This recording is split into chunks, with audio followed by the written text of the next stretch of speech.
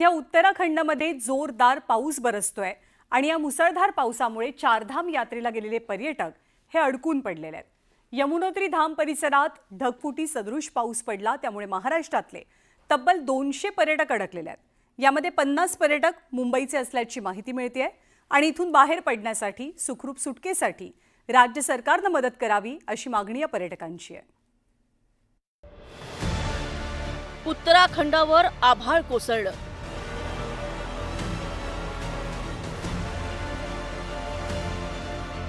डोंगर खचले, रस्ते वाहून गेले।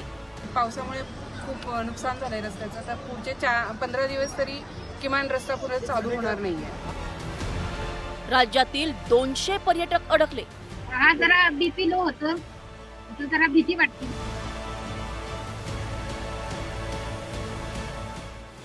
सरकारकडे मदतीची याचना।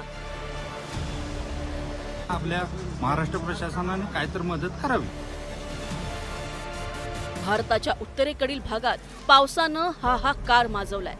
हिमाचल प्रदेश, उत्तराखंड या राज्यांमधील अनेक भागांमध्ये ढगफुटी सदृश्य पाऊस झाला। त्यामुळे अतोनात नुकसान झालंय, वाहनं वाहून गेली। काही घरांमध्ये पाणी शिरलं,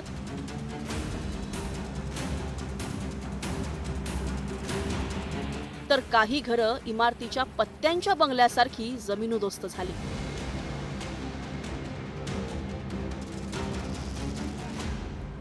महापुरात रस्ते वाहून गेले।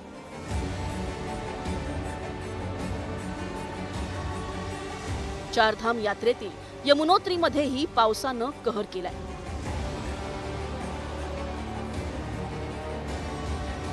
अनेक ठिकाणी दरडी कोसळल्यात, तर अनेक रस्ते बंद झाले।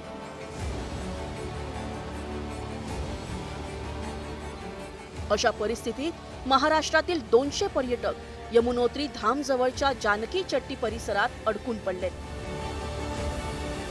स्थानिक तिथले प्रशासन म्हणते की 15 दिवस अजून वेळ लागेल, एवढं रोड एवढे हे होणार नाही आणि 2 दिवस आणि तर हे करणार म्हणते ते। आता इथे तर लोकांचं आता सगळं खाण्यापिण्याची सगळं व्यवस्था म्हणजे संपत चाललंय आणि काही लोकांकडे पैशाची भरपूर हे होणार शक्यता आहे। 28 तारखेपासून आम्ही इथं जवळजवळ 150-200 लोक अडकलेलो आहे आणि इथं प्रशासनाचं असं आता म्हणणं आहे की पावसामुळे खूप नुकसान झालंय रस्त्याचं। तर पुढचे 15 दिवस तरी किमान रस्ता पुढे चालू होणार नाहीये।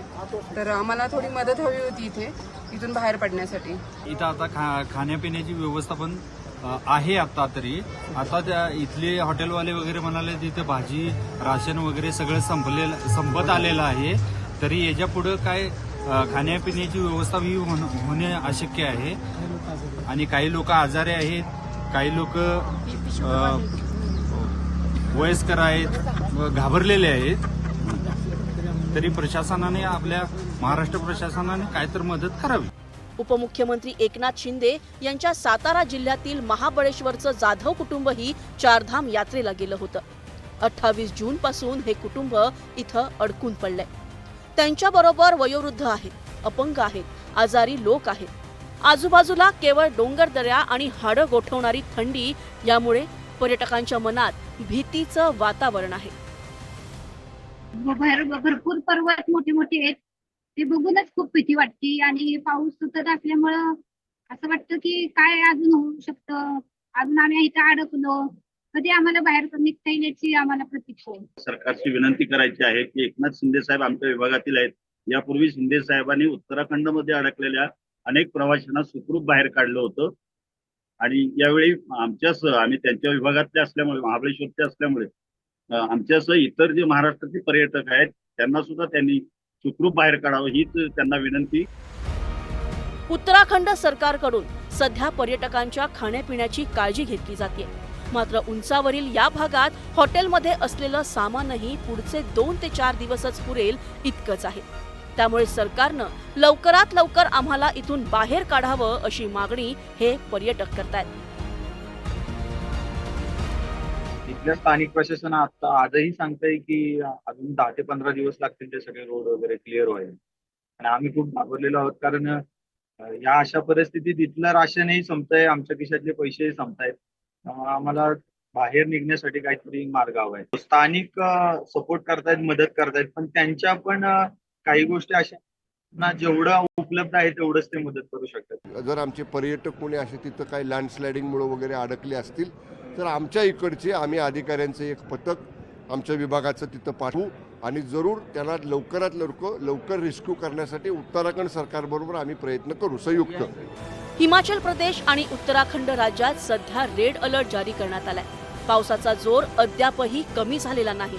अशा परिस्थितीत सरकारनं तातडीनं पावलं उचलून या पर्यटकांना बाहेर काढणं गरजेचं आहे.